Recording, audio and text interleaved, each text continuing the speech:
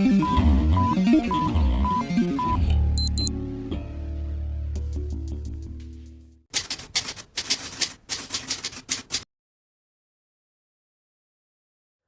studied violin at the Conservatory of Music and started when I was 6 until the age of 12. Decided to quit when I was 12. My father was a bit disappointed. That's maybe the reason why he asked me years later if I would be interested in playing another instrument. And randomly, he just asked me if I would be interested in playing the bass guitar. So he offered me my first bass guitar when I was 16, for my 16th birthday, actually. And I know 16 is maybe a bit late to start playing an instrument. Well, it's never too late. But I think that maybe having some knowledge in music theory, being familiar with interval scales, know how to write and read music, maybe helped me a little bit.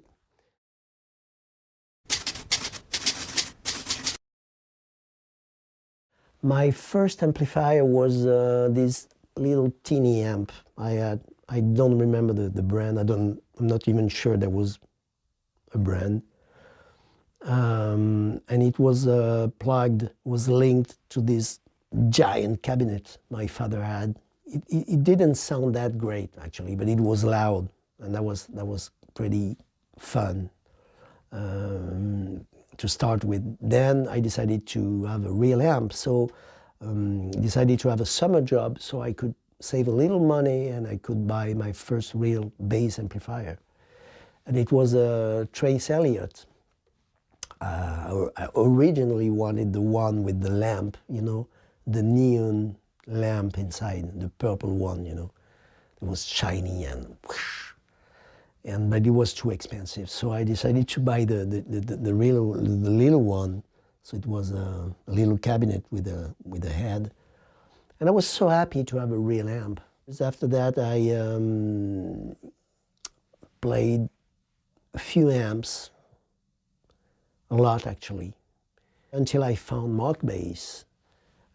And our relationship lasts for 15 years now, since I joined the team in 2009.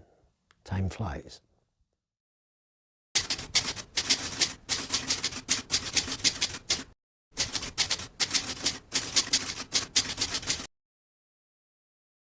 I don't know if it's actually top moments, but I think meeting so many people in the industry, leading you to other collaborations, is the greatest thing in a musician's life. Not knowing what tomorrow will be. It's like a snowball. The more you play gigs, the more you meet people, and you have more opportunities, and it leads you to meet more people, etc., etc. I had the chance to play with artists I loved as a kid, as a fan, and other artists I wouldn't say I don't like, but they were not big influences when I was younger.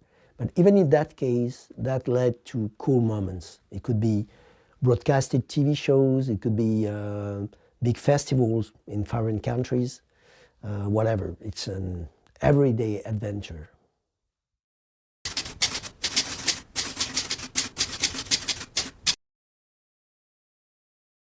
It could be memories with my former band, Adagio, playing around the world. We actually played in a lot of countries. And I remember when we played in Tunisia, for example, the first time, it was in 2007 or 2008. We were the very first rock metal band to play in Tunisia. And the day we arrived there, because we were supposed to play just before Robert Plant of Led Zeppelin. And the day we arrived there, the people there, the fans, welcomed us as if we were, I mean, the Beatles. I mean, like, that was surreal. That was totally awesome. I mean, like, they were like crazy, running in the street and taking pictures and stuff. That was weird, actually. That was very weird. but it's a very nice souvenir. This other time we played in Netherlands for a charity concert for Jason Becker, and we were 3 bass players on the gig, and one of them was Stu Ham, a Mark bass artist now, and Stu was a hero of mine. And we played with and for 12 guitar players actually. There was a lot of people, and people like Guthrie Govan and Kiko Loureiro. And I played and met Daniele Gottardo, Marcus Fogli, Andy James there. We became friends, and we would actually play later together on Mark Bass Evans, for example. Speaking of Mark Bass Evans, I remember this gig we had at the NAMM show, the All-Star Night or something like that. And there were so many people, and I was playing with people like Marcus Fogli and Andy James, Damien Schmidt and all those guys. But on the gig, I mean, there were so many people I loved when I was a young kid. And having your name on the same poster as Alain Caron, my hero, and people like, I don't know, I mean, there was Greg Howe and Frank Gambale, and all those guys, and even Snarky Puppy. Snarky Puppy actually opened the show for us all, and that was great. And there was a lot of people in the crowd. I remember just seeing like Vito Wooten and Steve Bailey and people like that. So that was a cool night. That was definitely a cool night. So once again, spending so much time with people like that and having the chance to play music is I think, a privilege and part of the musician's life. And we all should be thankful for that.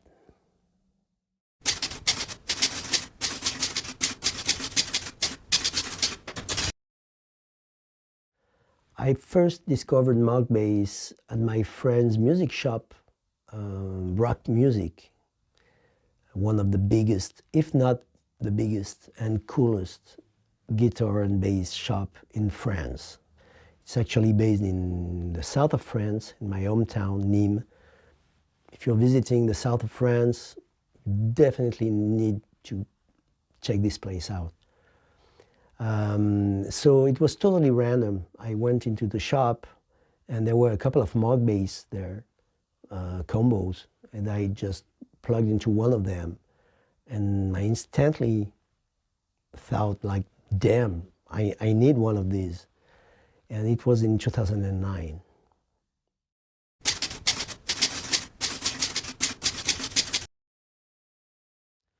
Well, I played several models through the years. I still have the very first amp Mark Bass sent me in 2009, the combo head.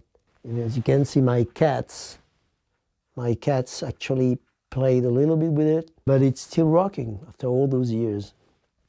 This other one is the one I mostly use when I need something more powerful, and especially when I'm playing jazz or fusion gigs. The Micro Mark is actually very small, and I use it mostly for practice, and I think it's the best for that. And this one is actually not mine. It was led by my friends at the music shop at Rock Music, and I have to try it, so I'm sure it kicks ass.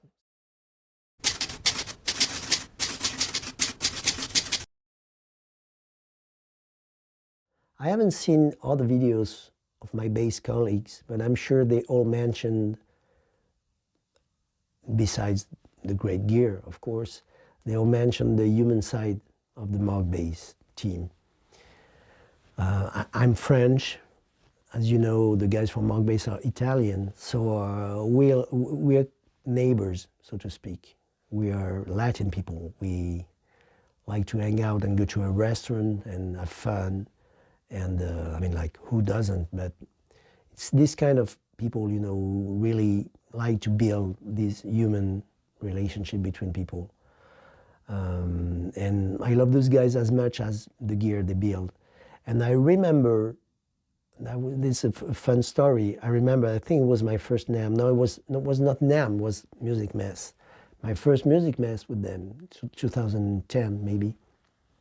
I arrived on the booth and all the guys were there, Ricardo, Marco, everyone. And they brought like this giant Italian cheese, you know, like big stuff. It was, you know, on the stuff near the amps. And everybody was picking little pieces from it and was eating. And they also brought this coffee machine, like this Italian espresso machine. Who does that? I mean, like, who does this kind of thing? You really need to be great human beings who genuinely love people and love the communion between people. I think it's very important to build a brand/artist relationship that lasts. And in my case, this relationship lasts for 15 years, and I hope for many, many years to come.